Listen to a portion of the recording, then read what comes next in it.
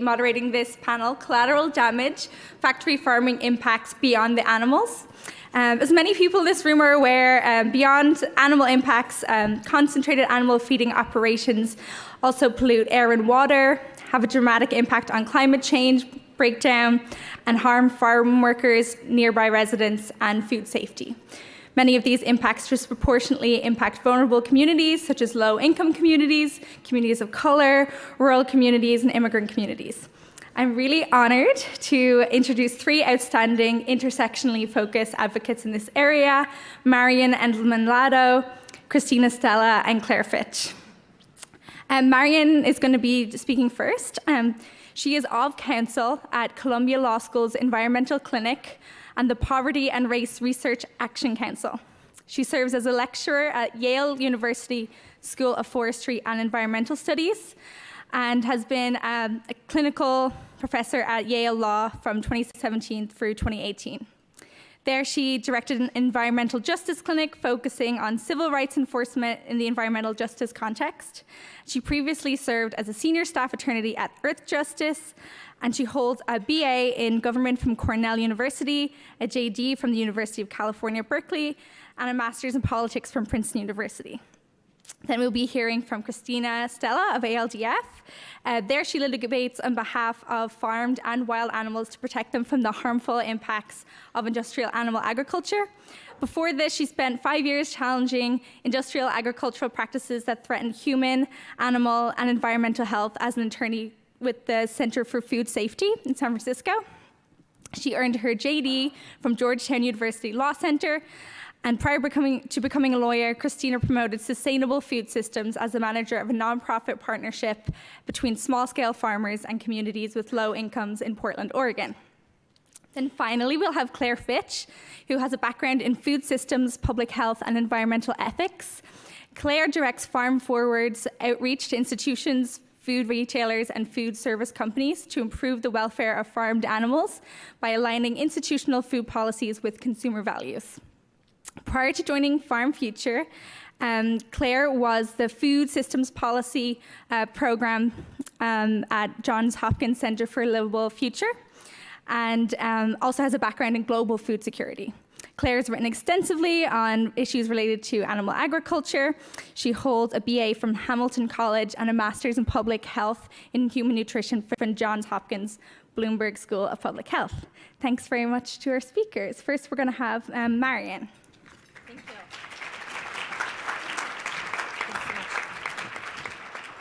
It is such an honor to be here. I was just saying I'm so excited. I was last at the Animal Law Conference in 2014, and this is bigger and strong, and it's just so great to see how this movement is growing. I'm totally inspired.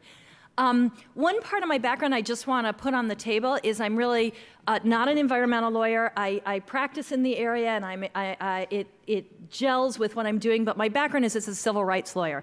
And I spent a decade at the NAACP Legal Defense Fund, and some of what I'm going to be talking about today is really at the intersection between civil rights and environmental law in the area of environmental justice. And that's an important context for me. I have a few graphic slides. I'll try to remember to let you know when they come up. I'm going to start by talking about the environmental justice impacts of factory farms. And normally when I give a talk about my work with communities, I like to start with the words of community members. They speak for themselves. And what I have on this slide is just a reference to the rest of the story. And I really want to encourage you, we don't have that much time to show the film, but the rest of the story is a film that was created by the North Carolina Environmental Justice Network about their experience with corporate hog production in North Carolina. And I just want to encourage all of you to listen to the words of people who are living with this experience through their own words, their own voices. And I have the address on there. I also wanted to start with the context that I have the privilege of speaking about my work with the North Carolina EJ Network, REACH, which is a community-based organization in Duplin County, the Water Keepers, and others across the country, and particularly hard-hit communities. But I'm doing so really in short order after and really during a period of time when many of the groups are enduring floods, enduring the after effects of floods. So this is a photograph of eastern North Carolina reeling with the effects of hurricanes. And I just want to give a shout out to the water keepers who are flying overhead, taking pictures of the overrun lagoons, also called cesspools, of the manure that's affecting people's lives. So what does it mean to start with an environmental justice perspective? I want to make sure my terms are clear. In the context of the United States, environmental benefits and burdens are distributed unequally. None of that should be a surprise to people who study or think about American history and how land use has been allocated on the basis of race all across the country. But communities of color and low-income communities not only have borne a disproportionate amount and continue to bear disproportionate environmental burdens where refineries are located, where manure is located, where the harms, the waste product is located in our society, but also have less access to environmental benefits, outdoor space, et cetera. There's a procedural aspect to this that historically and today communities have been ignored. And we often have seen, for example, the pictures of people in Flint going to their government and with dirty water and saying this water is dirty, and with callous disregard, those government officials saying, oh, that's anecdotal, you guys are complainers. So that kind of disregard for people of color and people in low-income communities that are disproportionately bearing the burden of the economy is commonplace, and that's what I mean by procedural justice. So there's a distributive justice piece to this, that there's a disproportionate burden. There's a procedural justice that people don't have as much of a say in decision-making affecting their future. And of course, there's a substantive justice that we all want, clean access to clean air and clean water. Just to put a fine point on it, there is documentation of the significant relationship between commercial waste facilities, uncontrolled hazardous waste sites, where manure is located, all across the country and in specific areas. Race, in fact, when race and income and land value are all tested, quite frequently, race is the most salient explanatory feature in explaining where toxic sites are located. It's not just class. Class is a big piece of it. There are many low-income white communities, for example, in Appalachia, that are deeply affected, but in many studies, race is the most salient factor. And we have significant literature. In the context of industrial hog facilities, I encourage you to look out for Steve Wing's articles. Steve recently passed away, but he's a much beloved, learned scholar from the University of North Carolina at Chapel Hill, and he did studies of the environmental justice impacts of industrial agriculture in North Carolina and Mississippi, among other places. So EJ is not just about that distributional piece. By the way, the picture I had before was of the seminal article, if you haven't seen it, called Toxic Waste and Race, which really gave rise to an enormous literature now about the racial distribution of health hazards in this country. So it's about distributional issues and also about power and having a say in decision making. And I want to say that the environmental justice movement is really about self-determination and having a say in your future. So as we work together, find common ground, think about strategies where we are sharing ideas and figuring out what will be most effective at transforming industrial agriculture, getting rid of industrial agriculture, getting rid of those lagoons and cesspools and cheap ways that undergird this, this destruction of animal welfare and destruction of communities, it's really important to recognize that communities have been deprived of voice in their future, and a big part of the movement is to ensure that when people speak up, when people have had experiences are involved, that we listen and appreciate the need for that kind of voice. So as a lawyer representing and working with EJ groups in North Carolina and Arkansas and other places, I have to think about what are the goals, and we've had a little bit of a discussion about this already today. What are the goals of legal action? I think oftentimes we think as law students, as lawyers, in the general population, that what we want is a decisive court decision, and that's always nice, of course. Although for some of us, a decisive court decision means that people in Congress, particularly in the agricultural context, are going to get their hides up and they're going to overturn, essentially, our decisive court decision. So court decisions aren't always the be-all and end-all, and they can't be seen out of context from the larger social movement. And legal actions, or our work as lawyers, can also be creating political space, assisting communities in getting their voices heard and articulating a narrative, building a record for the public or a record for a higher court, and supporting community-based movements. Of course, none of our legal efforts can be frivolous. We can't go to court with a frivolous action, but you don't always expect the big win from a court. And there are all kinds of reasons for that we can talk about.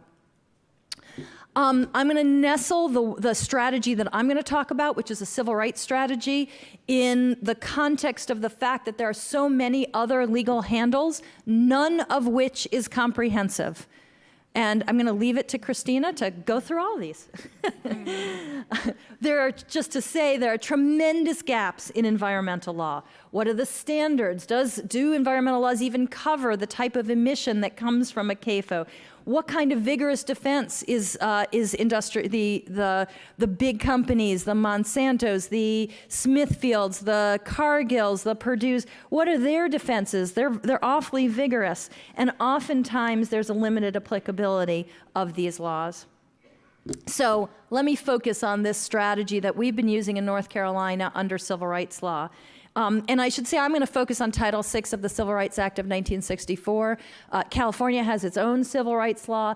Other jurisdictions have civil rights laws that might avail as well.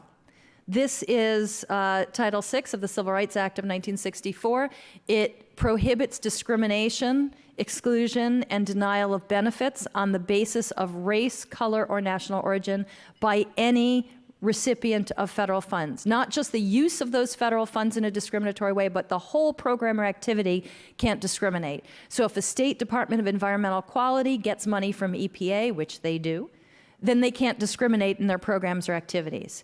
If a Smithfield gets federal money for some kind of greenwashing, say, it can't discriminate in its relevant programs or activities. So it's important to know whether they're a recipient of federal funds to see if you have jurisdiction under Title VI of the Civil Rights Act of 1964. There's a site called spending.gov where you can go look up whether the power that be, the decision maker in your case, is a recipient of federal funds. So note, it applies only to recipients of federal funds, not the federal government, and it's only on the basis of race, color, or national origin. The law also authorizes every federal agency that gives out federal funds to pass rules, which they all did, and to define words like what is discrimination, and then to enforce the law. This happens to be EPA's regulations, or a portion of it, and you'll see that EPA has defined discrimination as every agency has: USDA, Department of Energy, EPA, the Department of Justice, as intentional discrimination and also actions with an unjustified, disproportionate impact, which I'm going to focus on. So potential violations of Title VI might include intentional discrimination, actions with an unjustified, disparate impact, exclusion from participation in processes such as permitting, failure to evaluate a disparate impact, or failure to provide language access. So if you're in a community where the population is largely Latino and they speak Spanish, or largely of Chinese origin and they speak a form of Chinese, and materials are not given in the language and they can't adequately participate, you might have a Title VI case. Unfortunately, in 2001, in a 5-4 decision that was written by Justice Scalia, the United States Supreme Court ruled that you can only go to court to enforce this law if you can make a showing of intentional discrimination. So where does that leave us with cases that, say, the Department of Environmental Quality in North Carolina gives out or approves of more than 2,100 hog facilities, and their permit isn't sufficiently protective on the basis of race, and therefore it has a disparate impact, and therefore it violates Title VI. Where does that go? Well, you have to bring that complaint to the agency that gave out federal funds. And that's what we did, and that's what I'm going to be talking about. So in North Carolina, we told North Carolina's Department of Environmental Quality when it was going through its last permitting process, we said, Steve Wing and others have done years and years of studying that these, at that time, 2,200, 2,300 hog facilities were producing massive amounts of waste, and that they were concentrated in low-income communities of color, and the permit that the state gave out was not sufficiently protective. So it was having water problems, air problems, health problems that Steve Wing and others had documented. You know that already, and you have an obligation to make that permit more protective so it doesn't have this disparate impact on the basis of race. And then the state did nothing. It passed the same old permit that it always had. So we couldn't go to court on a disparate impact theory, but we filed a complaint with the U.S. Environmental Protection Agency, which gives DEQ the money. So that's what you need to do. You can file an administrative complaint with a federal agency that provides financial assistance. EPA, it's not just this administration. I mean, I think all theories have to be in a context. And of course, this administration, we don't have high expectations that they're going to enforce the law. But historically, EPA was chronically unresponsive and just did a terrible job enforcing Title VI. So you might ask, okay, if they're so bad at it, why would you focus on this and why would you file the complaint? Well, first of all, in theory, the federal government should enforce the law. So letting them off the hook, you had people marching and dying for civil rights laws. And why should there be an area of the economy that's somehow carved out where civil rights is not respected? We at least have to give it a fight and say, this is the law of the land. You have an obligation to enforce the law. And particularly in an area where health is on the line and people's lives are on the line. It is absolutely unacceptable to carve out this part of the economy and not have civil rights enforcement. Secondly, filing a case may give the community and the folks who are trying to reform industrial agriculture or change industrial agriculture or phase it out more leverage. In our case, the state may not want a civil rights claim against it. In theory, it could prevent them from having federal funding. So there is some leverage involved. And finally, it brings the issue of race discrimination out of the shadows.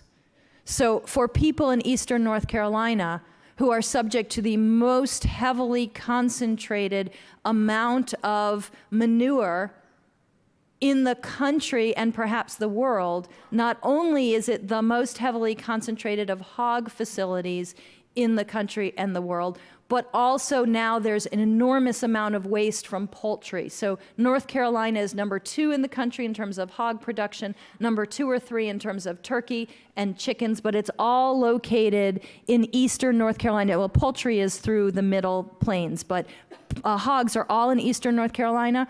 And also North Carolina has sandy soil. You don't have the topsoil of an Iowa or a Nebraska.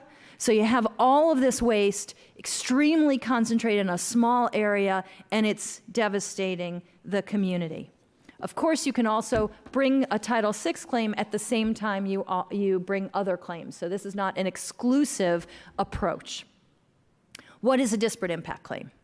You have to show there's an adverse impact. It could be on water, it could be on air, it could be a decline in property value, it could be noise, it could be smell, it could be interference with quality of life, it could be interference with enjoyment of property, and also health outcomes. And again, in the context of Eastern North Carolina, there are a number of scientists, Mike Mallon, Joanne Burkhalter, Steve Wing, Jill Johnston, a number of scientists who have done a lot of the work for us in showing the impacts on water and air and health outcomes. Then you have to show that those impacts are felt disproportionately on the basis of race. So let me just go through those quickly. This is a CAFO. It's actually a CAFO in Missouri. You can see the various ways and places that pollution comes from. First of all, you see there are no animals outside. You see the lagoons. I'm going to assume you're somewhat familiar with this picture and all the ways in which smell and water pollution can occur. The barns themselves emit smell. Smell comes from those open lagoons of feces, of course.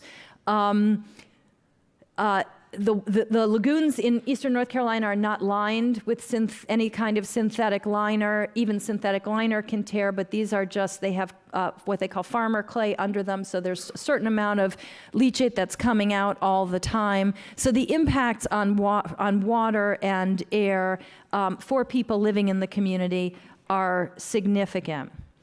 Oops, let me go, okay. So, some of the water pollution issues have been in the news recently, obviously, from the flooding. I wanted to say that I'm not going to spend a lot of time on the climate impacts, but there are standards that these lagoons are supposed to be able to withstand a 24-hour, 25-year flood. But of course, those 25-year floods that come every 25 years and no more, which are supposed to be, oh, gee, this doesn't happen very often, we can't hold the farmer accountable for that. They're now coming like every year or every other year. So they're totally inadequate to handle the flooding that's happening. But flooding is only one way in which the water is polluted. We have erosion of spray fields. So what happens is the waste is collected in these lagoons, and then it just sits there, emitting the smell, and then it is sent by tubes or pipes in various ways to these spray fields, and the manure is sprayed. There are different kinds of spraying. There's like single pivot spraying, and then there are other kinds of spraying.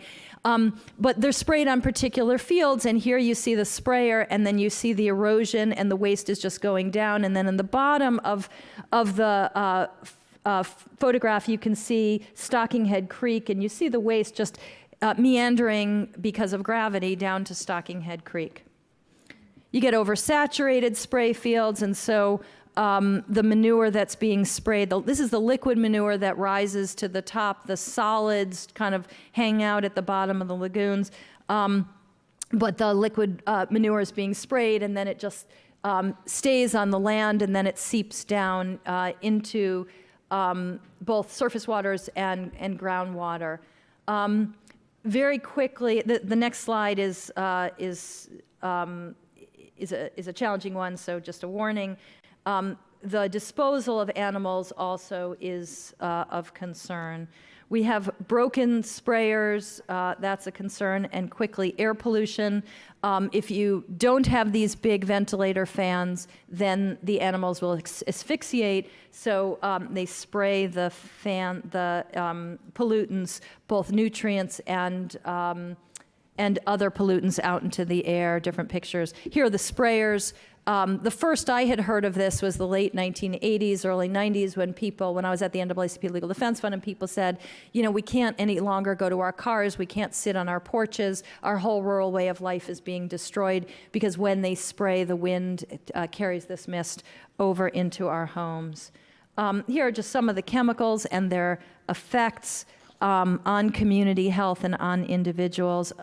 One more slide that's disturbing coming up. This is another method of disposal of dead animals. Obviously, it's a mechanism or a vector for disease. And of course, there's also the destruction of sacred spaces. You can see the CAFO in the background and a community member standing in a sacred space.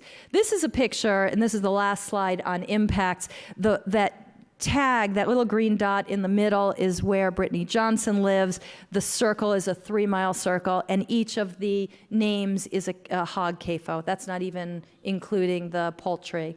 And so you see she's living within 3 miles of, 12 or so CAFOs, each of which might have an average of about 5,000 pigs. Pigs make about 3 times as much waste on average or more than humans. So it's like living within 3 miles of 12 or so,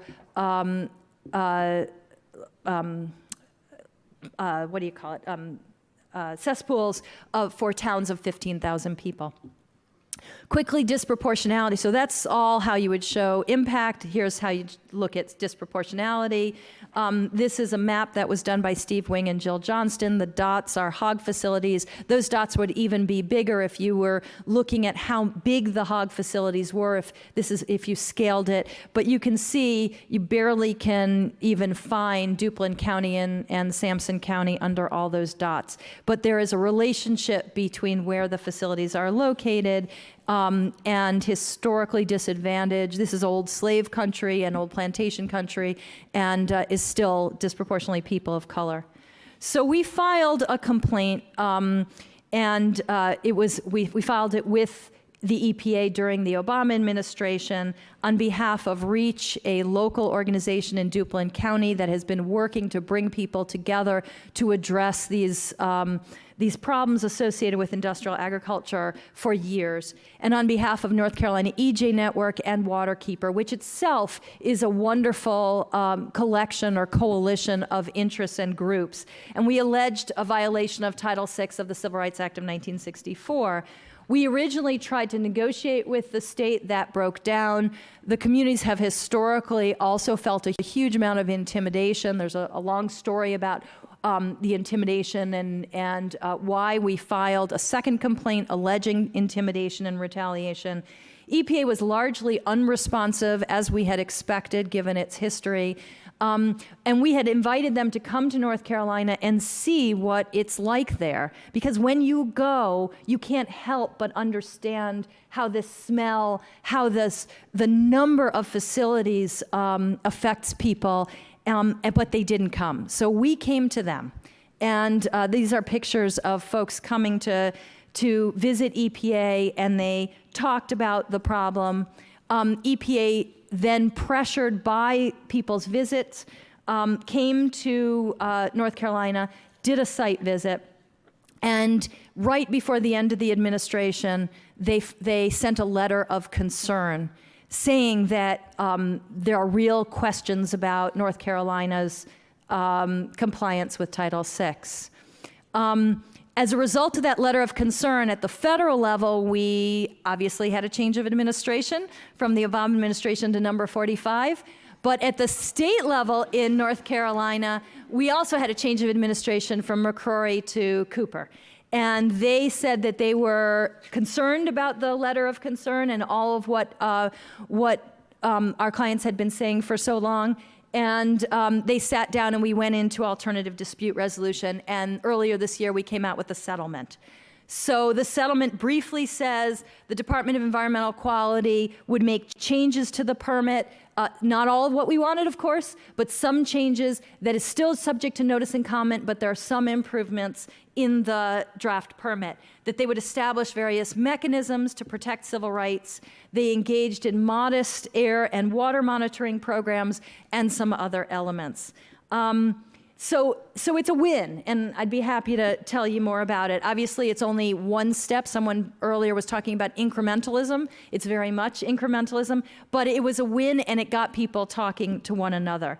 This is a picture of the North Carolina EJ Summit that is held every year, and one of the amazing things about doing this work is working with members of the community. Naima Mohammed is the executive director of the North Carolina EJ Summit. They bring all kinds of interests together to think about what are the strategies that are going to change our world, and I've been very fortunate to be a part of that. Well, thank you. I'll end it here and look forward to your comments and questions. Hi, everyone. So my name is Christina Stella. I'm a staff attorney at the Animal Legal Defense Fund, and I'll be giving an overview of some of the major environmental effects of CAFOs and the laws and approaches that we use to address them. I want to say at the outset that I should start my slides. One of the major problems that we see in the CAFO industry is that CAFOs are treated as agricultural facilities rather than industrial.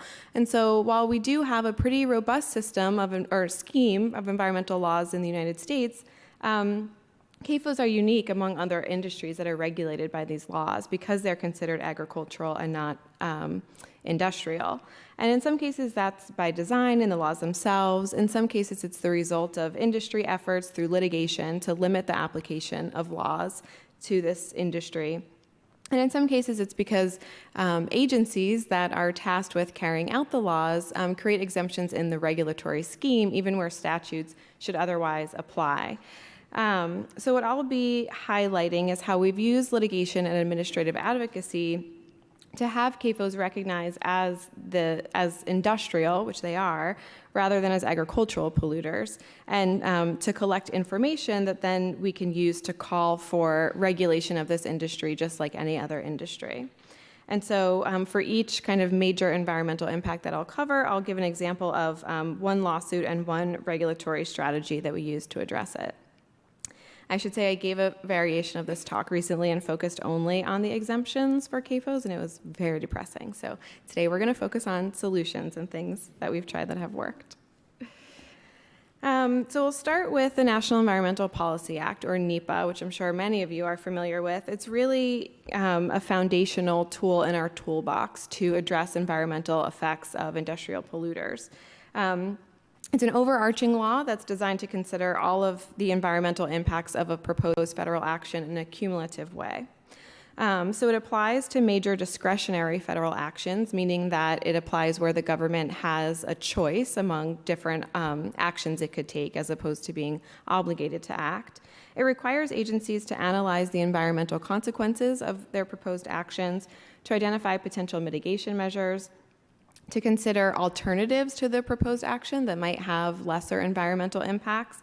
And it also ensures a public process where the public and affected communities have an opportunity to express their concerns to the agency, and then the agency is then accountable to responding to those concerns when taking final agency action. So one of the most exciting cases to apply NEPA in recent history is actually one of Marian's cases, which normally I would say you should chime in, but if I get anything wrong, maybe just tell me later. Okay, thank you. So this was a suit against the Farm Service Agency and the Small Business Administration, which are the two federal lending sub-agencies of the USDA that provide federal funding to CAFOs. The suit alleged violations of NEPA for guaranteeing federal loans to establish a 6,500 head pig CAFO in the Buffalo River watershed in Arkansas. And so the Buffalo National River was the first national river to be designated in the United States. It was designated in 1972. Parts of it are designated as a national scenic river and a national wild river. So it's really recognized as a national treasure, and it's especially sensitive to degraded water quality and contamination. And this area of Arkansas where the river is sited also kind of has a unique geology, karst geology, which makes it particularly sensitive to environmental degradation and to water pollution. So in this case, the Farm Service Agency had completed an environmental assessment, which is kind of like a basic level of environmental review under NEPA, and it came to a finding of no significant impact, meaning it was going to permit the project to move forward without any kind of mitigation measures. It basically said, just like it sounds, there would be no environmental effects from this facility. But the EA was deficient in several respects, and the Farm Service Agency didn't provide the public notice that's required by NEPA, which, as Marian was just talking about, is an incredibly important tool for communities to be able to protect themselves, for them to actually know when actions are taking place in their communities. The Small Business Administration didn't perform any NEPA analysis at all before guaranteeing funds for this project. And so in December of 2013, local community groups represented by Earth Justice filed suit to require the lending agencies to adequately consider the environmental impacts of their decision to permit a CAFO in such an ecologically sensitive area. In December of 2014, the federal district court in this case entered judgment against the agencies on the NEPA claim, as well as on an Endangered Species Act claim, and found that the agencies had violated NEPA and the ESA by coming to the conclusion that there would be no significant impact. The court remanded the decision to the agencies to comply with NEPA before issuing the loans and enjoined USDA from issuing any funds to the project pending NEPA compliance. So this was really significant precedent in the CAFO context, which we're all very grateful to Marian for bringing.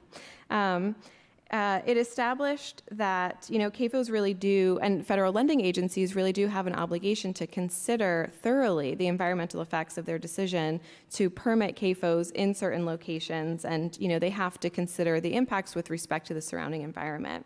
And so it affirms that NEPA responsibility attaches to the federal funding in the CAFO context. And this is really important because the federal government loans or makes grants really of billions of dollars in federal money every year to the CAFO industry.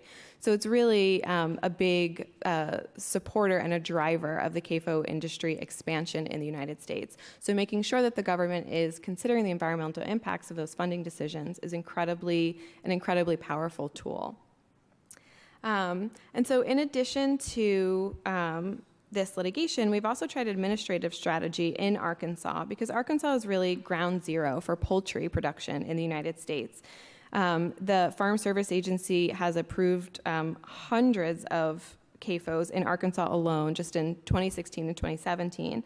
And so in January of 2017, the Arkansas Rights Coalition, which is spelled with a K, that's not a typo, and ALDF and the Center for Biological Diversity submitted a rulemaking petition to the Farm Service Agency and the Small Business Administration requesting a moratorium on financial assistance to poultry facilities in northeastern Arkansas, and also asked the agencies to conduct a regional programmatic environmental impact statement, which is kind of a more intense, more thorough level of review under NEPA than just the environmental assessment.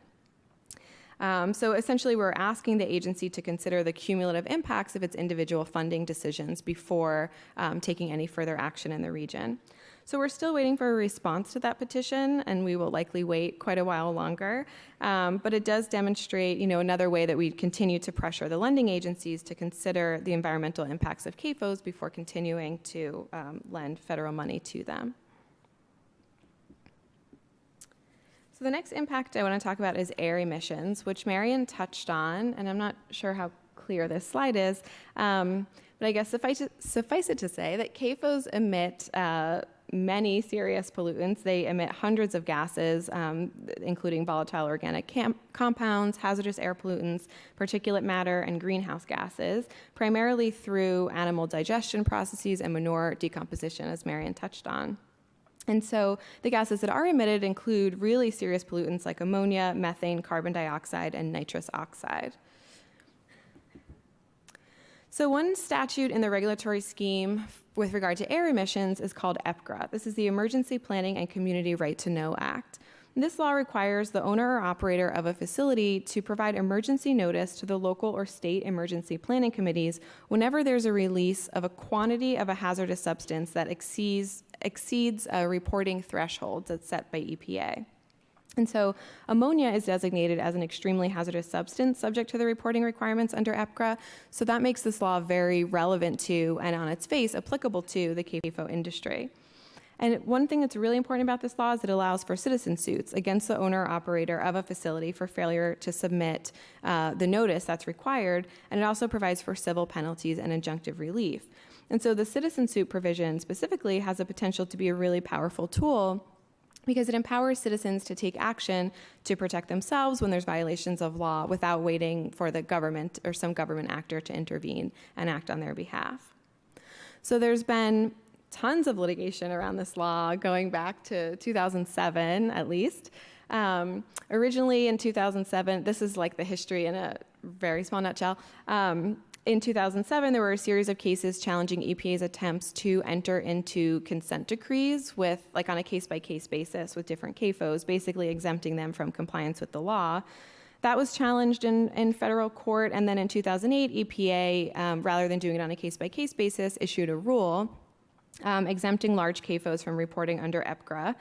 And in 2017, in response to a lawsuit by Waterkeeper and others, I believe also represented by Earth Justice, the DC Circuit Court of Appeals vacated that 2008 rule and rejected the EPA's argument that the reporting requirements under EPGRA serve no regulatory purpose. And in doing so, the court really emphasized the benefits that EPGRA reporting provides to communities. And so again, affirmed that this is a really powerful tool and that communities, deserve to know what's happening in their region so that they can protect themselves against it.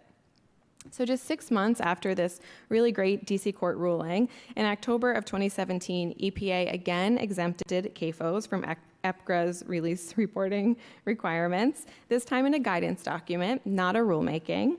And the agency claimed this time that the waste-based air emissions from CAFOs fall into EPGRA's, an exemption that's in EPGRA for substances that are used in routine agricultural operations. So if those types of substances are emitted, then they don't have to be reported.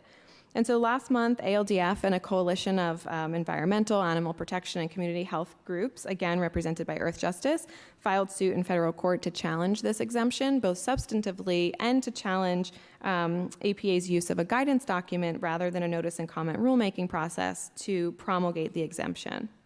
And so obviously the outcome, remains to be seen, but we do continue to challenge EPA's repeated attempts to exempt CAFOs from this law. So as we've heard a lot, CAFOs also have a significant impact on the climate. EPA has reported that the agricultural sector is responsible for nearly 9% of greenhouse gas emissions in the United States, and approximately 30% of that comes from livestock production. Globally, livestock production now contributes nearly 15% of greenhouse gas emissions, which is even more than the transportation sector. And as the slide shows, the top 5 meat and dairy companies emit more greenhouse gases than ExxonMobil, Shell, or BP. So in California, we have several laws related to climate change that serve as tools to help regulate this industry. There's AB 32, which requires California to fall back to 1990 greenhouse gas emission levels by the year 2020. AB 32, combined with Executive Order S305, requires emissions to fall 80% below 1990 levels by 2050. SB 605 requires the state to address short-lived climate pollutants with a comprehensive strategy. California's mandatory reporting regulation requires industrial facilities to report emissions in excess of 10,000 metric tons of carbon dioxide. And then finally, California has a cap and trade system that applies to other industries such as electricity, manufacturing, petroleum, and natural gas. And that requires facilities that emit 25,000 metric tons of carbon dioxide per year to surrender allowances in an amount equal to their emissions per compliance period. So in 2010, at the request of the California Cattlemen's Association, the California Air Resources Board created a special exemption from these programs for greenhouse gas emissions from livestock manure management systems, regardless of the magnitude of the emissions produced. And the board did this even though it had found that greenhouse gas emissions from animal agriculture actually increased 16% between 2000 and 2012 at a time when almost every other sector decreased its emissions. So in October of 2014, ALDF submitted a rulemaking petition to the California Air Resources Board requesting that it regulate greenhouse gas emissions from the CAFO sector under both the mandatory reporting regulation and the cap and trade program. The petition highlighted animal agriculture's contribution to climate change and the fact that animal ag is an industry and a high-polluting industry, just like any other high-polluting industry. I should say, too, that this effort and our petition was consistent with earlier and ongoing work of groups like the Center for Race, Poverty, and the Environment and a coalition of environmental organizations that have long called for systemic reform in this arena through both policy work and litigation. And in March of 2017, the agency responded to our petition and denied it, of course. They denied the request to amend the mandatory reporting regulation and the cap and trade program, but the state did affirm that the board will continue to implement the short-lived climate pollutant strategy to establish reporting programs and emission control for dairy and livestock operations. So overall in this industry, it is actually a win because by 2030, the strategy will reduce emissions from dairy and livestock operations by 26 million metric tons of carbon dioxide. And it will also require reporting, which, as I mentioned earlier, information gathering is really the first step to justifying further regulation. When we can actually show what the true effects of an industry are, we can ask for it to be regulated. So hopefully before long, the industry will actually be subject to meaningful regulation in California. So then there's water pollution, which Marian also touched upon. So I won't go into it really, but as she mentioned, like lagoons are a very big problem. Manure is also applied directly to land through the spray irrigation, which she showed. It's also sometimes injected directly into the soil or applied directly to soil, which in the same way as these other methods of storage and disposal creates a problem of runoff because the ground actually can't absorb the amount of manure that's applied. So there's excessive runoff of manure-laden wastewater into surface waters and groundwater. And so either any type of manure disposal, just because of the sheer volume, as the slide shows, has the potential to contaminate drinking water with nitrates, pharmaceuticals, bacteria such as E. coli. It also contributes to like dead zones and nearby surface waters because it's so high in nitrogen and phosphorus, which makes it impossible for aquatic life to survive in waterways. And nitrates specifically are significant to drinking water pollution because they can cause severe health problems. One of them is blue baby syndrome, which some of you may have heard of. It's decreases the ability of blood to carry oxygen throughout the body, which can be fatal in infants. High nitrates in drinking water are also linked to several forms of cancer, autoimmune system dysfunction, and reproductive issues. So one of the tools that we have to protect drinking water specifically is the Resource Conservation and Recovery Act. The purpose of this law is to promote the protection of human health and the environment by prohibiting the open dumping of solid or hazardous waste and requiring the conversion of existing open dumps to facilities that don't pose a danger to the environment or to public health. And so this law is really aimed at preventing contamination of any underground drinking water source. And there's regulations under this law that outline certain disposal practices, which, if they're violated, pose a reasonable probability of adverse effects on human health and the environment. And so this law also has a citizen suit provision, and it provides for even more broad liability than EPCRA. So it provides for citizen suits against the generators, transporters, owners, or operators of a facility that has contributed or is contributing to the past or present handling, storage, treatment, transportation, or disposal of any solid or hazardous waste. So again, has the potential to be a really powerful tool because it kind of includes a lot of different actors in the industry under its ambit. Oh, I should go back. I'm not ready yet. Okay. So in the fall of 2012, an EPA report came out that found that all wells downstream from a cluster of 6 dairies in the Yakima Valley in Washington state were significantly contaminated with nitrates, antibiotics, and other pollutants. So several groups led by local community associations sued in February of 2013, alleging that the dairies were contaminating groundwater by dumping millions of gallons of manure onto crop fields and storing manure in unlined lagoons, as we've been talking about. So leakage from the lagoons and over-application of manure to crop fields contaminated the aquifer below and the drinking water source for the local community.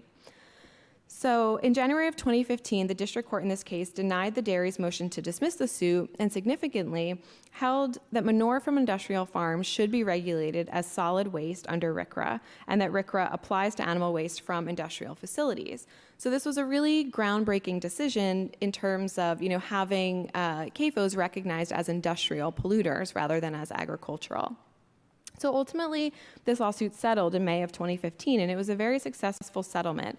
Under the settlement, the dairies had to provide clean drinking water to Yakima Valley residents with polluted water.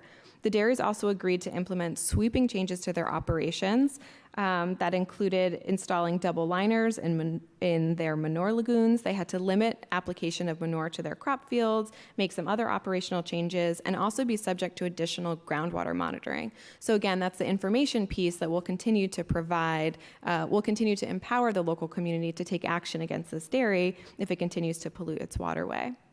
And I should say that this theory has been applied even more recently by Food and Water Watch and Public Justice in Delaware to help residents fight back against nitrate pollution of their groundwater from a local chicken processing plant. So just their threat of litigation under this law prompted Delaware's Department of Natural Resources and Environmental Control to file legal complaints in state and federal court against Mountain Air Farms, the company, which ultimately resulted in a consent decree that subjects the company to monetary penalties, requires the company to make $60 million in short and long-term upgrades to its plant. It had to put an environmental mitigation plan in place and also supply an alternative water supply to local residents. So I think you can see that this statute is a really powerful tool, even aside from the potential for legal precedent. It sets the precedent that, you can settle with these companies and they can be forced to actually implement changes that protect the local community, even if the litigation is not successful in terms of reaching a judgment. So again, a very powerful tool for holding polluters accountable and treating CAFOs as industrial facilities rather than agricultural. So lastly, I just want to talk about water use by CAFOs. So CAFOs use an excessive amount of water. In the livestock sector, water is used in a variety of ways. It irrigates feed crops, it's used as drinking water for animals, it's used in waste disposal, it's used to clean slaughter and processing facilities, and actually to make the animal products themselves. So the average annual water footprint of one dairy cow is over 500,000 gallons of water. In California, which has about 1.8 million head of dairy cattle, dairy cows use nearly 9 times more water annually than the 4 million residents of Los Angeles County. And almost half of California's annual water footprint of 20 trillion gallons is attributable to meat and dairy products. So there is some legal authority for regulating water use in California. One is the reasonable use doctrine, which says that all water uses and water rights must be reasonable, and that the state water boards have the authority to limit or regulate the unreasonable use of water. There's also the public trust doctrine, which anyone in environmental law is probably familiar with. We like to have this in our back pockets. This says that the state holds water in trust for the benefit of the people of the state, and that the state has an affirmative duty to protect it. And so under these authorities, in November of 2016, ALDF submitted a rulemaking petition to the California State Water Resources Control Board and the Department of Natural Resources. The petition explained the connection between climate change and California's new normal of excessive and prolonged droughts. It detailed the impact of drought on California communities and biodiversity. It highlighted the ways that CAFOs use water excessively and inefficiently, especially during drought. And it requested a moratorium on new water rights permits for CAFOs. It also asked the board to curtail direct diversions of surface water to CAFOs and to convene an advisory group to evaluate the long-term impact of drought on the sustainability of the animal agriculture industry. So overall, it kind of asked the board to use its existing authority to limit and strictly regulate water use by CAFOs. So in March of 2017, the Department of Natural Resources denied our petition, but we're still awaiting a response from the State Water Resource Control Board, so we can keep our fingers crossed. But it is another example of, asking the government and private actors to take a serious look at the impacts of the current industrial agriculture system and the realities of climate change, and to regulate these facilities accordingly as industrial actors and not just as agricultural actors. I forgot to include a closing slide, but just to close, I think, as you heard earlier today from the first panel of the morning, the extreme concentration of animals that happens in CAFOs kind of underlies this whole system of systemic animal abuse. And that same extreme concentration of animals that leads to systemic abuse is also what causes environmental destruction. So protecting the environment and holding corporations accountable for industrial pollution really goes hand in hand with animal protection in the CAFO context. And so it's incredibly important to fight back and to protect our environmental laws from the rollbacks that we're seeing being threatened in the government. We're facing rollbacks of NEPA, RCRA, the Endangered Species Act, EPCRA, both in Congress and, again, as we saw, by the agencies that are designed to carry them out. And so, as we also learned this morning, there are no federal laws that apply directly to the treatment of animals on CAFOs. And so environmental law, in some ways, kind of provides like the next best thing. So it's really important that we again, just fight back against the attacks on environmental laws so that we continue to know what's happening on factory farms, what they're doing, what they're destroying, so we can continue to protect both animals and the environment. Thank you.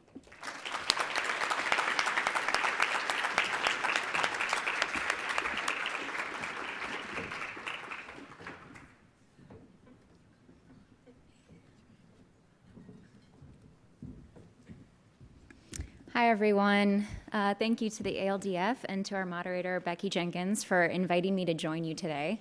My name is Claire Fitch, and I am not an attorney, so I feel a little bit out of my league here. But I'm currently the Director of Outreach at the nonprofit Farm Forward. And there I work on aligning institutions' values with their food purchasing practices and advocate for what we call less meat and better meat when it comes to food procurement and dining. But I'm going to continue our discussion today of the, of the effects of factory farming beyond animals by taking a public health perspective. So I previously worked at the Johns Hopkins Center for a Livable Future, where I focus specifically on the public health effects of CAFOs, or factory farming, such as the ways in which farm workers and food processing workers are negatively affected by our current system of raising and then killing animals for food. I also spent a lot of time looking at the ways in which communities living near a high density of factory farms are harmed by the pollution, the smell, and the socioeconomic deterioration that are associated with factory farms. And then lastly, I looked at the risks that we all, as people who eat 3 times a day, face when we consume food that may carry pathogens, some of which are drug resistant, because of the practices on factory farms, and the way that waste is spread off of farms. So those are the 3 areas that I'll focus on today: workers, community members, and food safety for the general public. And I wanted to start by showing the CDC's nice infographic on One Health, which is a global health initiative and kind of a new framework that recognizes that the health of people is intricately connected to the health of animals and the environment. And I like this infographic because it acknowledges that the people who work to protect animal and human and environmental health, including animals, the people that work to protect all of these areas need to work together to achieve the best health outcomes for everybody. And I wanted to show this just to reinforce that factory farming and industrial animal production is a problem that falls in this framework and causes really deep concern among public health professionals and environmental professionals. And I think we as a sort of animal welfare or animal protection movement, have a lot to gain by working closely with these other fields to address the wicked problem of factory farming. So taking a look at farm workers first, I'm going to use the term farm worker to denote any employee of animal production, animal processing, but also crop production. Factory farms affect all of these types of workers. It's obvious with those who are working, inside of CAFOs, but farm workers in fields are also exposed to the waste that's generated by factory farms that's then, spread and used as fertilizer. And I won't have a lot of time to go into this today, but I wanted to say that the treatment and protection of farm workers is very intertwined with immigration policy. And I'm showing a report on the left that I authored while I was at the Center for a Livable Future, and it delves deeper into this connection and makes several recommendations for policy reform and areas to focus on. And I think it's included in the conference's continuing education materials, if any of you want to read on. So farm workers, the advocacy organization Farm Worker Justice estimates that between 50 and 75% of our nation's 2 million farm workers are currently undocumented. So they lack citizenship and temporary worker visas. And approximately 80% of all farm workers are immigrants. According to the U.S. Department of Labor, hundreds of thousands more people are employed in the slaughter plants and the processing facilities that are an integral part of the factory farming system. Workers in animal production are also exposed to, daily health risks, including poor air quality. Farm workers and meat processing workers are routinely exposed to air that's polluted with particulate matter or dust, volatile organic compounds or VOCs, harmful bacteria, toxins, odors, and other potential health hazards. And workers in factory farms are exposed to, various airborne pollutants. Harmful bacteria such as Campylobacter and Staph aureus can actually contaminate both the air inside animal housing and the surrounding environment through ventilation systems. So what you see here are large fans located on the end of a chicken house in Maryland. And as I believe Marianne mentioned, if those fans shut off for any reason, the chickens inside would likely die within a few minutes. That's how concentrated the ammonia and the dust is inside these chicken houses. And workers are facing this on a daily basis when they, go through those houses to clean them out and to remove any dead chickens. But it can be really hard to characterize an individual worker's cumulative health risks because of problems related to, unique air quality factors in each setting. So weather varies, temperature varies. A lot of workers are quickly migrating to different agricultural jobs, and it's likely they're exposed to multiple different types of pollution. So it can be really hard to sort of bring a case on their behalf because it's really hard to calculate the exact risks that they're facing and the health hazards they're facing. Workers are also routinely exposed to animal waste, which naturally contains nutrients and bacteria just like human waste, but it can also contain drug residues and heavy metals, and also bacteria that's resistant to antibiotics because of what we're feeding animals. An estimated 314 million metric tons of animal waste is generated on U.S. farms each year. And obviously, animals are concentrated in such small geographic areas that there's not enough land to naturally absorb these wastes. So many factory farms, and particularly large, swine and dairy operations, rely on water-based slurry systems that flush manure from the floors of animal houses into large storage ponds or lagoons or cesspools. Pick your favorite term. So how exactly do workers come into contact with the waste? They can inhale the waste through the air by working in or even nearby these animal houses. They can also come into contact with waste when they're removing it from houses or transporting or spreading manure. As you see with the picture on the right, that's swine waste that's being sprayed on a field.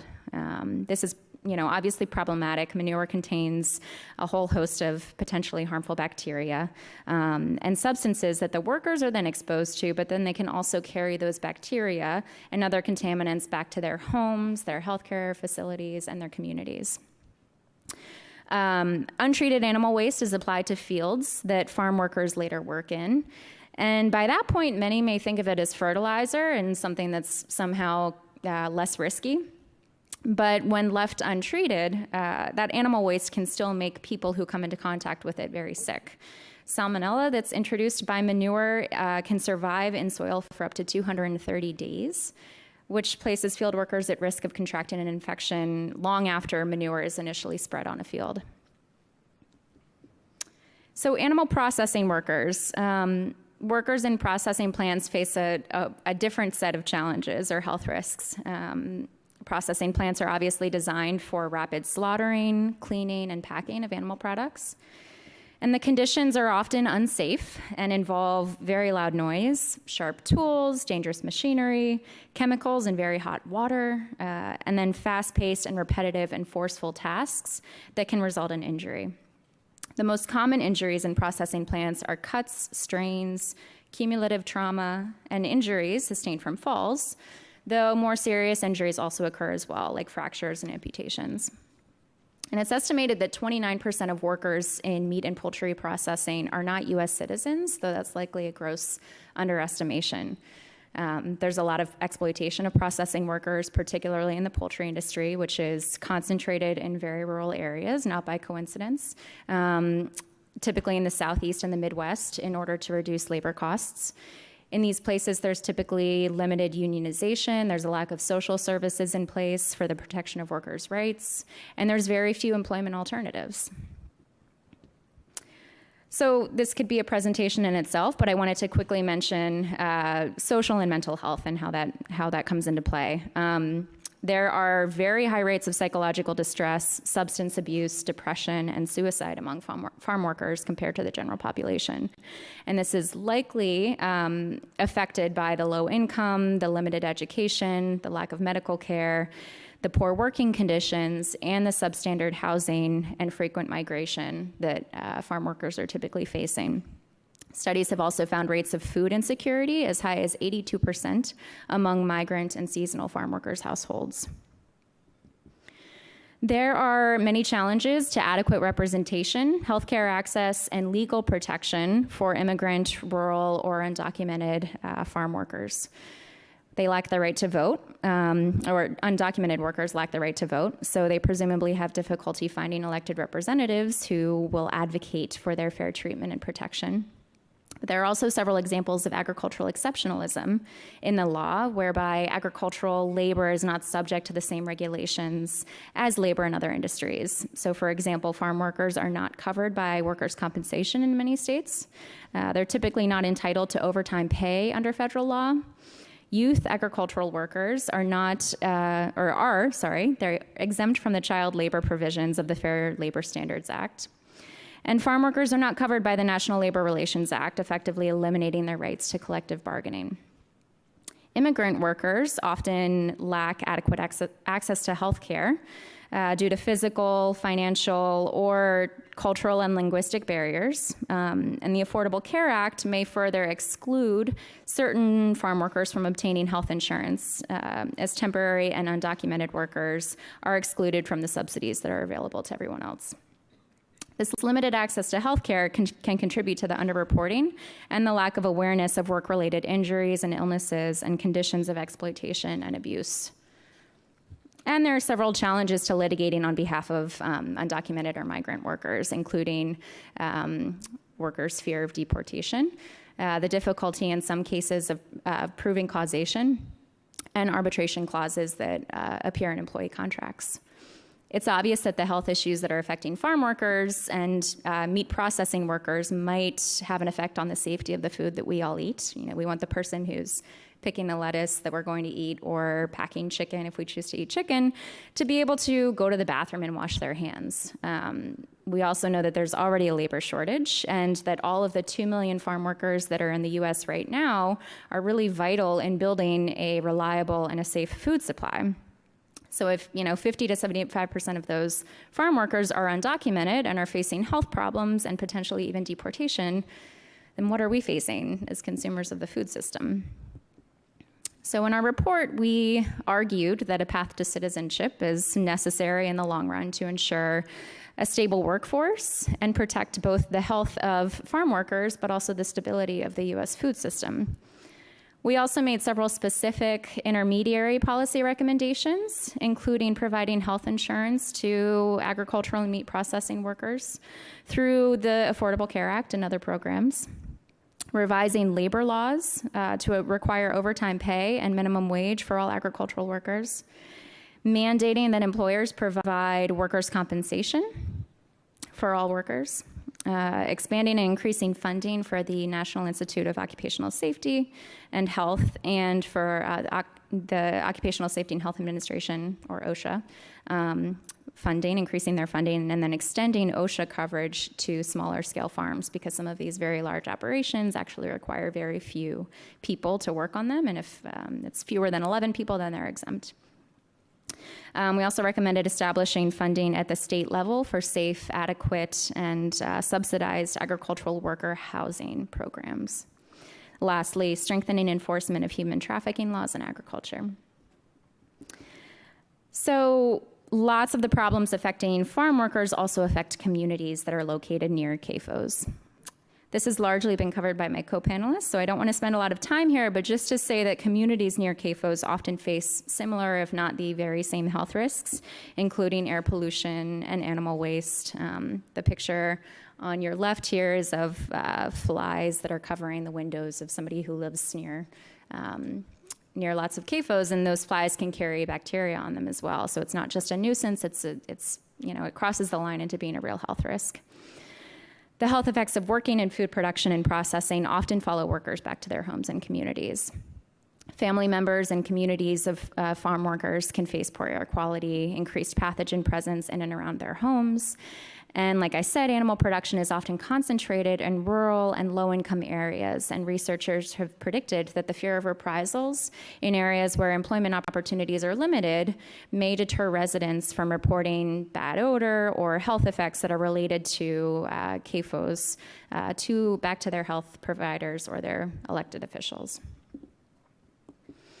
So back to the issue of food safety and how the factory farming system affects both farming communities and all of our health through food and water safety risks.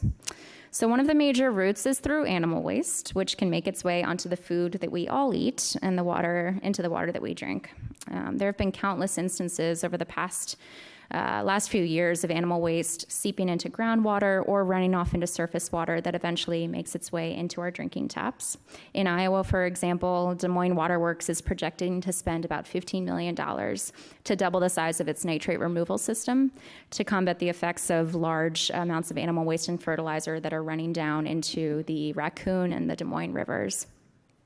In Millsboro, Delaware, last year, community members began receiving free bottled water from Mount Air Farms, which Christina mentioned. It's a large chicken company. The company illegally sprayed hundreds of gallons of effluent from their processing facility on nearby farmland, and I just wanted to point out that that effluent contained 41 times the legally permitted levels of nitrates and 5,500 times the permitted level of fecal coliform. These kinds of messes are happening everywhere and are very hard to clean up. As someone said, factory farming may as well be responsible for creating little Flint, Michigans across America. More often than not, the companies that are ultimately responsible for this waste are not necessarily held accountable for cleaning up the mess or for paying for that cleanup. Thankfully, that's beginning to change, thanks in large part to a lot of you.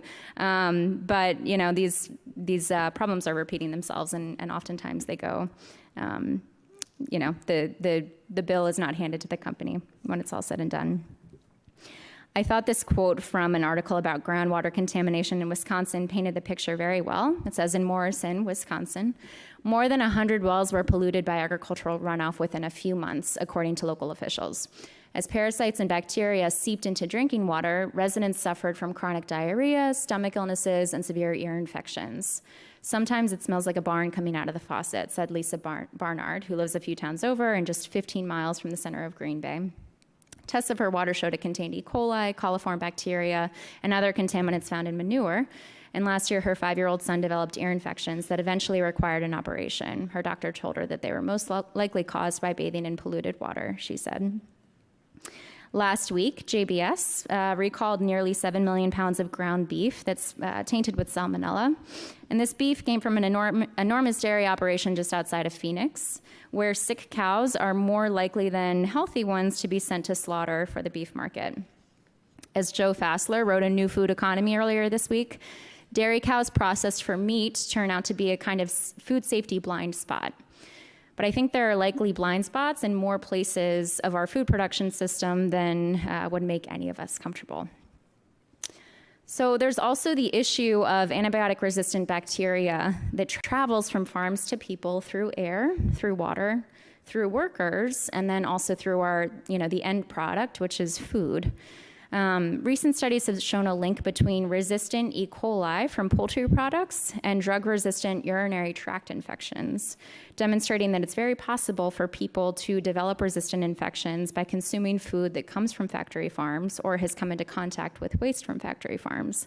And I know I probably don't have to make this clarification to this audience, but I think it's still important to note that even if you don't eat meat or any animal products, you could still be at risk for coming into contact with antibiotic-resistant bacteria through food because of the way that animal waste is used to fertilize crops.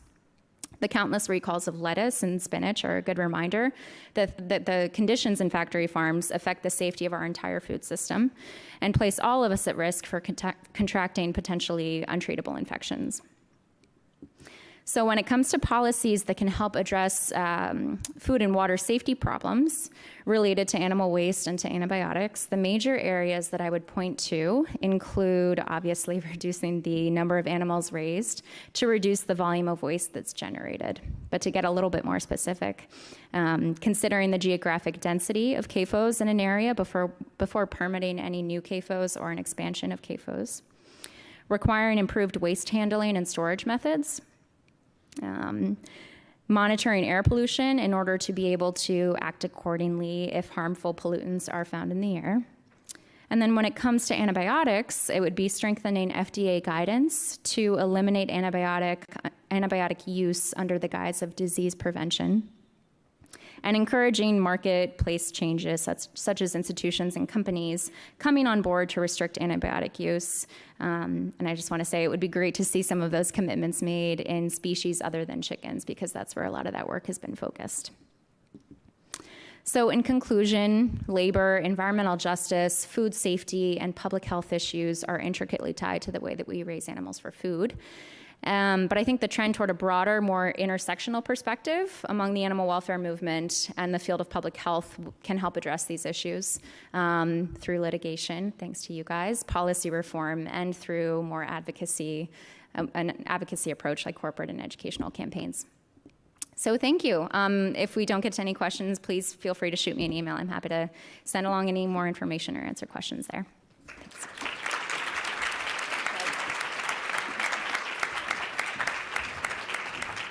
Thank you, Claire and Marion and Christina. We have some time for questions if folks would like to come up to the mic on either side. Kelsey. Thank you. Those were great presentations. It seems like a lot of the environmental problems that were discussed could potentially be addressed through technological fixes. The double liners for lagoons were one example that was mentioned. Without necessarily altering the intensive confinement condition for animals. And so if the end goal or part of the end goal is helping animals, I'm wondering how much of a concern that is. And maybe you can tell me why I shouldn't be worried about that. Thanks. Yeah, that's a great question. Thank you for it. I remember, and I don't know if Christina, you were there, one time being in a room with lots of advocates from animal rights and environmental justice and all, a number of different lawyers, and we were all thinking about which litigation strategy is most important. And it was so interesting because everybody got up and said, we should invest in RCRA, because if we could do something about the way in which all this waste goes into the ground, the whole industrial agriculture, the whole industry will be over, because there is no way for this industry to operate if you would force them to take the cost of what they're now doing by just allowing these lagoons and spray fields or lagoons. That cost is being externalized to the environment and to communities. And then someone else would get up and say, we should do something about antibiotic use, because there is no way this industry will survive if you take away the antibiotics. Because what you're doing is you've got no biodiversity. You have, let's just focus on Smithfield for a second, the same genetic, the same type of pigs, because they want uniformity in their meat. And you have, you put them inside, they don't have fresh air, and then you're really worried about disease, and also you give them antibiotics to get bigger. But if you didn't use the antibiotics, you'd have to totally change the way you do things. And so if you could just get at that antibiotics, the whole industry would change. And then, from my perspective, if we could do something about externalizing the cost to low-income communities of color who have historically not had enough power to address it, or workers, every one of us was getting up and saying, my goodness, if you just address this problem, it's like, if you pulled the string, the whole ball would fall apart. And I actually think everyone was right. That these systems of lack of biodiversity, using antibiotics, externalizing costs to communities, they are holding this kind of industrial agriculture together. And if we could, through our coordinated strategies, make it so that they would have to internalize the cost, they couldn't use antibiotics, then they wouldn't be able to have the same kind of industrial agriculture. We'd be forcing change. And I think that's the theory behind all of these strategies. They're instrumental to transforming industrial agriculture and getting rid of the industrial model. I have one other thing to say, which is along a similar line, which I think Christina emphasized, but I think we need to emphasize more. I think those of us who are really working on how do you unravel that ball of string are focused on the integrators, not the individual farmers. The individual farmers in most cases are the middlemen.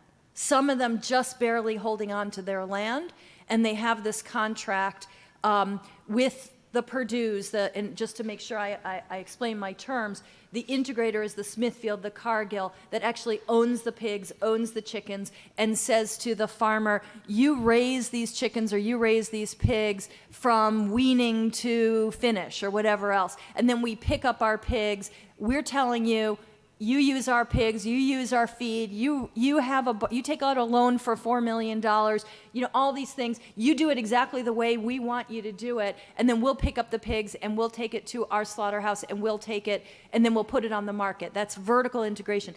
It's the vertical integrator that is now controlling industrial agriculture. So what we are thinking about are strategically, what is propping up this really unsustainable form of industrial agriculture? If we can get at that, we will change the way animals are treated.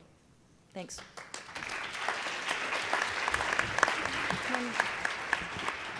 Yeah, and I just want to add that, when you're talking about the environmental piece, I think, cleaning up the way that waste is handled or stored would be great, but that's not going to get at the larger sort of climate change impacts of this amount of animal waste, not only the waste, but the resources that go into, converting grain into animal protein. And, the IPCC report that came out, I guess it was last week,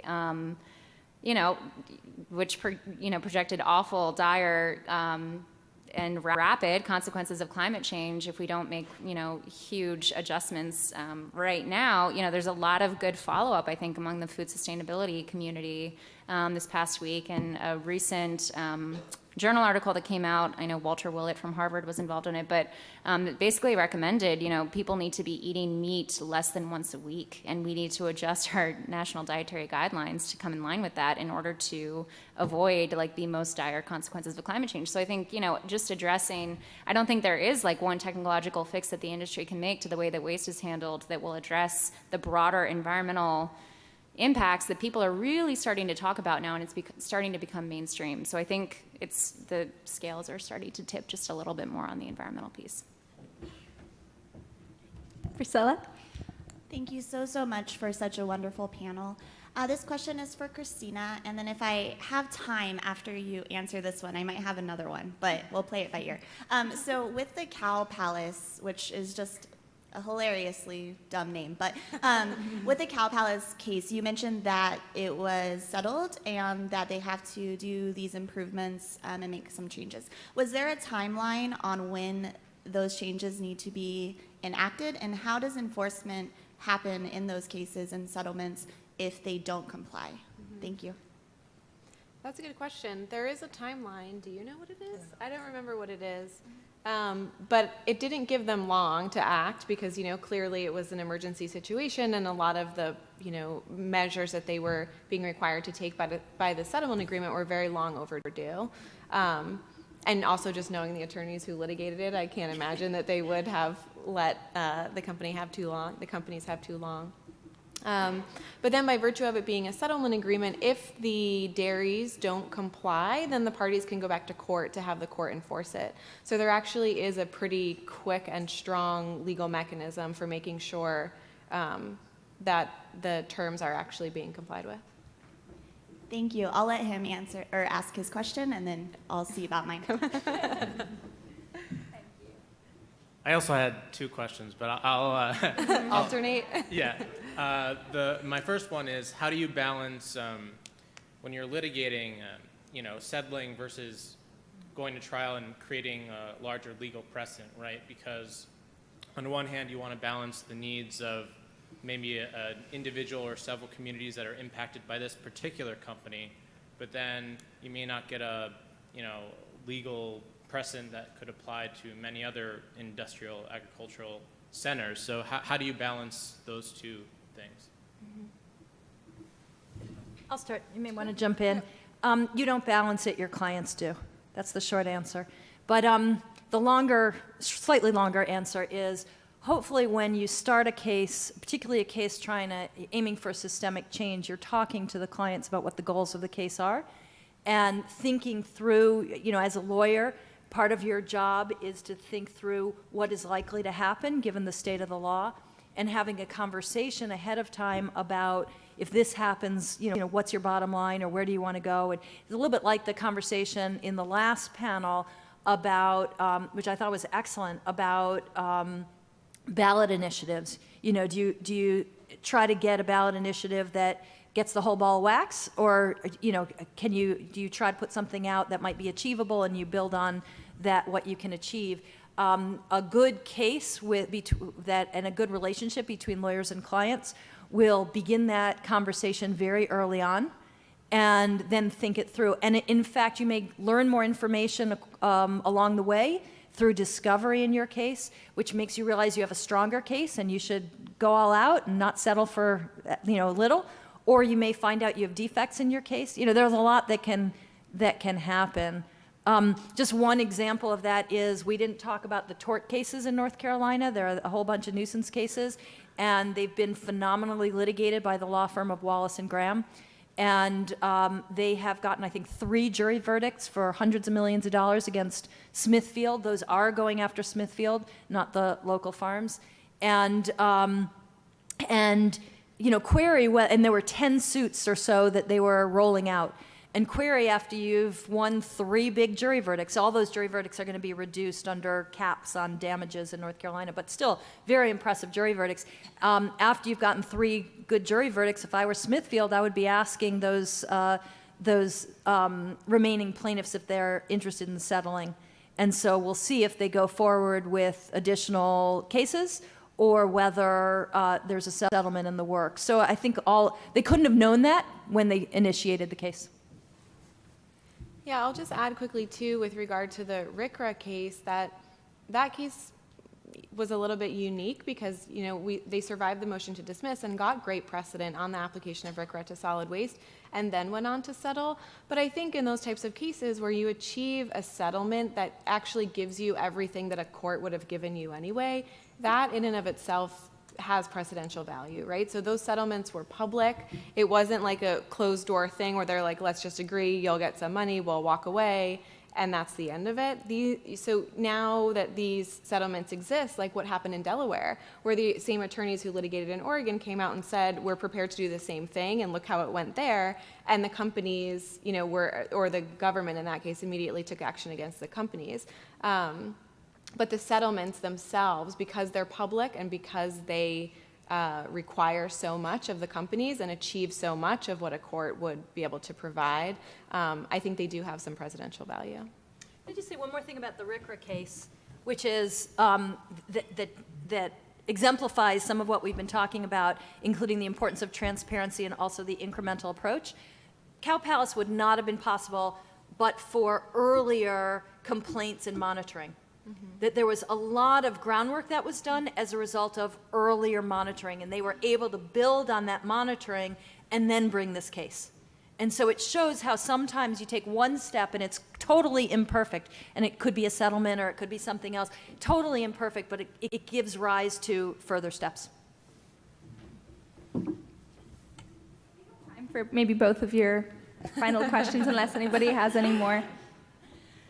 Thank you, Becky. So this is for all the panelists, but maybe Claire particularly.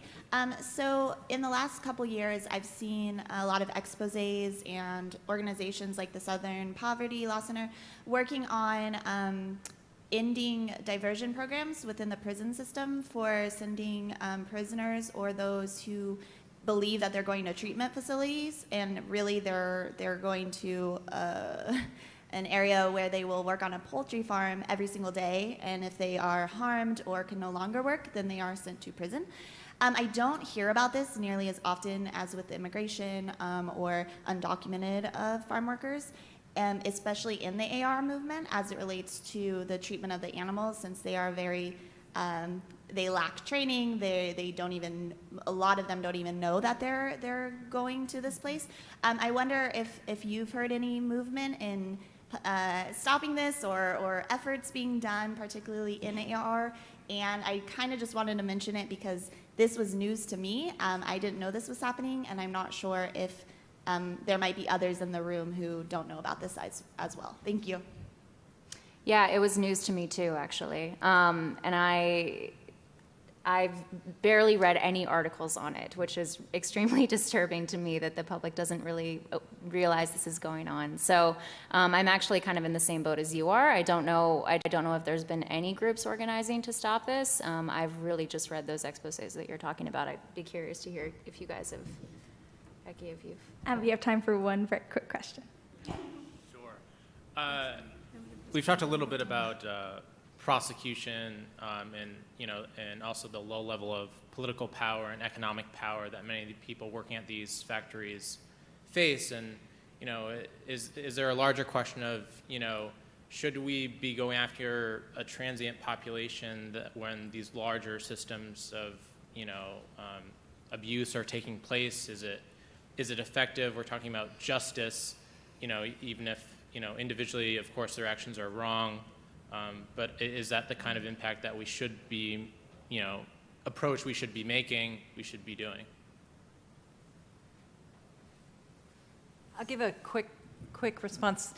If someone's engaged in a criminal act, they're engaged in a criminal act, and they should be held accountable for that.